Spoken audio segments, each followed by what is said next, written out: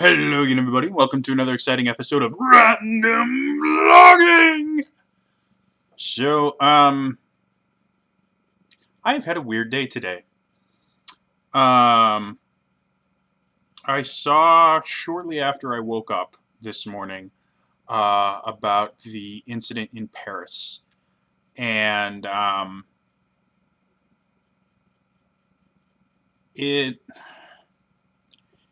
it made me think. For those of you unaware, my very, very limited basic understanding of the situation is there was a satirical magazine where I believe it's their main office in Paris was attacked by two Muslim extremist gunmen who went through and killed. I've seen varying reports. Anywhere between 10 and 12 people, and at least a dozen more were injured because this magazine has posted like pictures of Muhammad, which in the Muslim faith is probably one of the worst things you can do. It's a really, really, really deep-seated part of their faith that they should not ever have visual depictions of Muhammad, who is their highest prophet. So it's a very, very big deal to them. And these extremists decided that it was a big enough deal to kill people over it. And I've been hearing a lot of talk on both sides of the equation about it. You know, everybody is, you know, Je suis, I can't even remember the tag now, which I feel really horrendous about. Because I really should. Je suis Charlie is what it is. So the hashtag that's going around right now is Je suis Charlie, which is quite literally I am Charlie, which is the name of the satirical magazine, if I'm right. If I'm wrong, the comment section is great for insulting me. So, and all these people are standing behind them, which they should. Something terrible has happened, and people need support to get through things like that.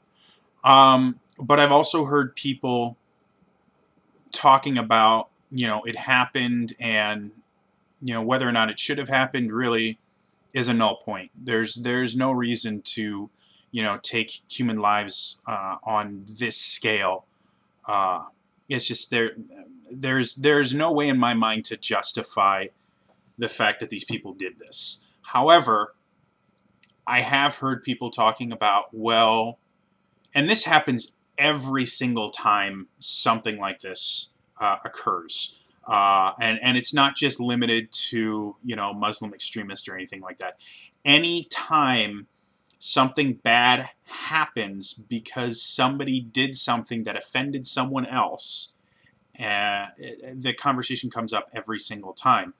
This magazine is a satirical magazine. It's designed to make fun of everything. I've never actually read it.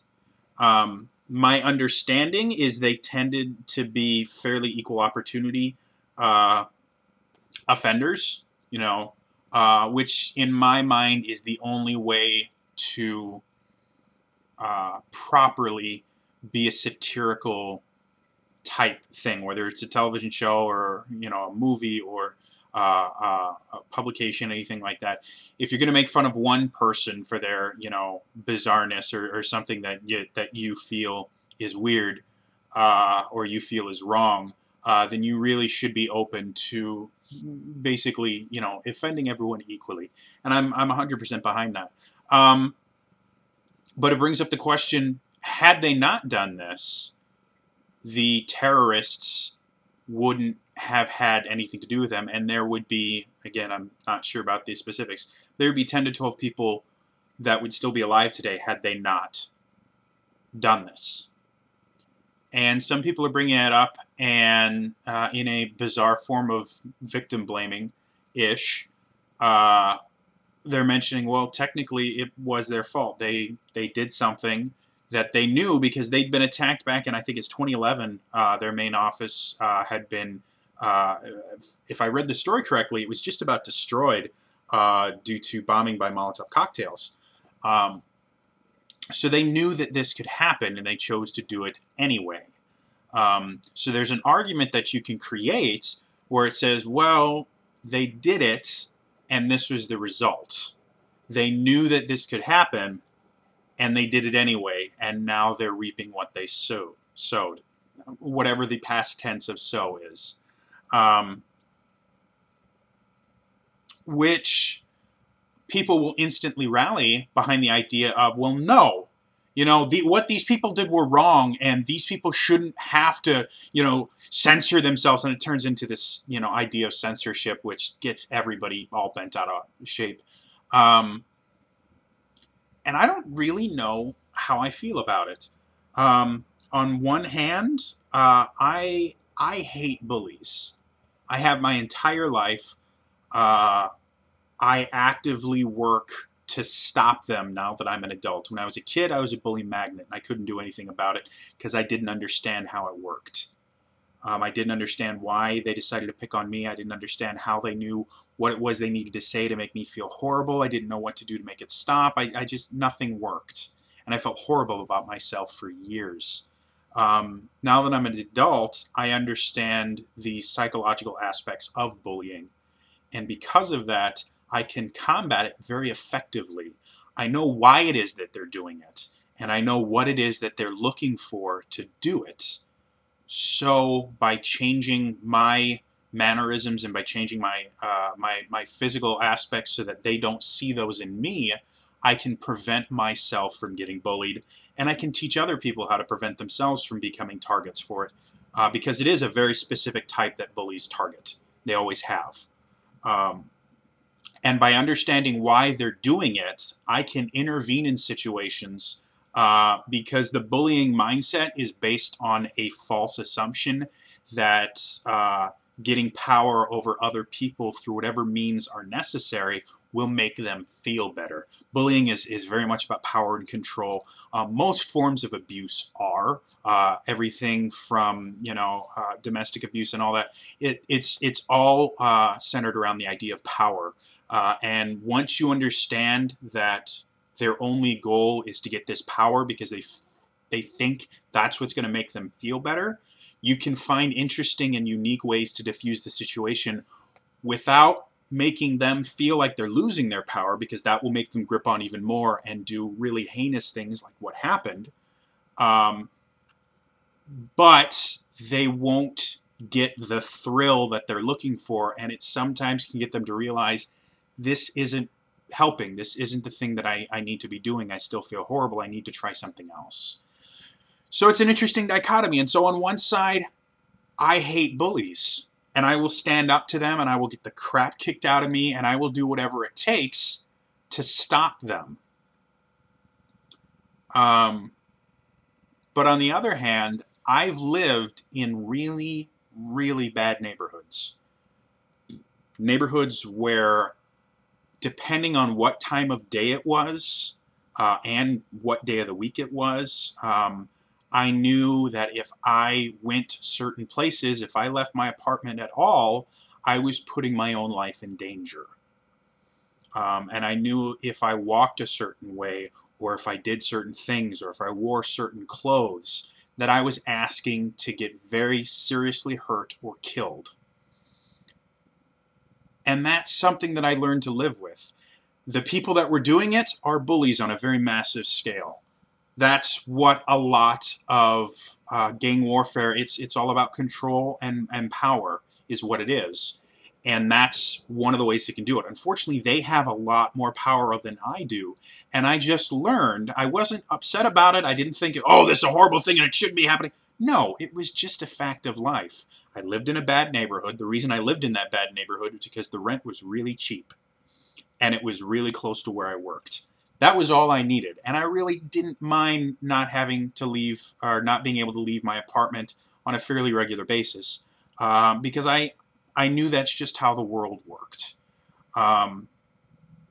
So when things like this happen, I get kind of confused, because on one hand, I know that people that will do things like this, extremists and terrorists that will do horrible things like this, um, need to be stopped, and they need to be stood up to, because they're just giant bullies. However, I also, go back into the mindset of, listen, I understand standing up to bullies is a big deal and that these people need to be stopped. However, you also need to pick your fights. Is a satirical magazine going to stop the radical Islamic movement and stop people from getting killed? No. I'm very sorry, it's not. The people that have the ability to stop this uh, are first of all the people that are involved in it. If we could find a way to reach the people that are doing this and get them to figure out that this is not healthy, this is not the way, even their holy book, which I have my own personal opinions on, even their holy book condemns, at least partially, some of the things that they do. And obviously society as a whole is not particularly fond of it. So yeah, there's that aspect of, should you stand up to the bully? Of course. However, what price is too high to pay in order to stand up to the bully? I personally, if I'm standing up to someone and they beat the crap out of me, or worst case scenario, they kill me, if it has the desired effect, if it stops them, if it creates something, I'm fine with that. As soon as other people get involved to where my actions can hurt other people, I drop it immediately, because it's not right for me to take other people and put them in dangerous situations. And that's just how my bizarre brain works. So yeah, this entire situation has been very, very bizarre. Is it an atrocity that should have never happened? 100% yes. Is it their fault that it happened? Then you start dealing with semantics. Did they do something that could incite a reaction like this? Yes. As much as we may not want to admit it, this isn't even the first time this has happened.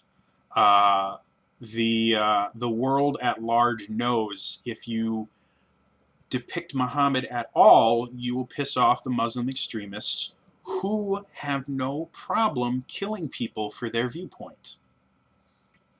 So when this happened, if they didn't think that this was a possibility, then they need to get out of this business, because everybody else in the world knows. Do I think it was wrong that they did it? I don't know. I think what happened as a result of it is horrible, but I can't really decide if were I the head of this magazine, would I, and the copy comes to my desk, and in it is the comic that got everybody upset. Would I sit there and go, you know what? This could get people killed. I'm going to say no. I don't know. Because technically, yeah, that is just about textbook definition of censorship.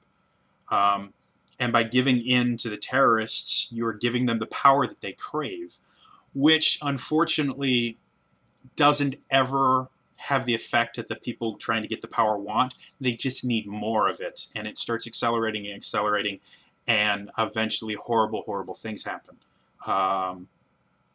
So on one hand, you have the idea of, well, if I give in to these people, it's going to get worse. On the other hand, you have the idea of, well, if I don't give in to these people, people are going to die. And it's not going to be their fault.